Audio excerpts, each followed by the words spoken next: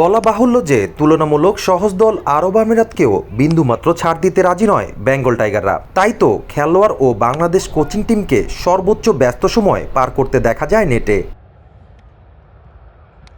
বাংলাদেশ জাতীয় দলের ব্যাটিং সহকারী কোচ মোহাম্মদ সালাউদ্দিন প্রতিটা নেটে ঘুরে ঘুরে খেলোয়াড়দের দুর্বলতা বুঝে হাতে কলমে দীক্ষা দিচ্ছিলেন।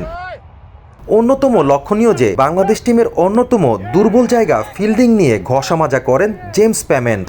সম্পূর্ণ দলের কোচিং পর্বকে অথন্দ্র প্রহরীর মতো পর্যবেক্ষণে রাখেন বাংলাদেশ দলের প্রধান coach Phil Simmons. Moinul Hossain, ultimate sports.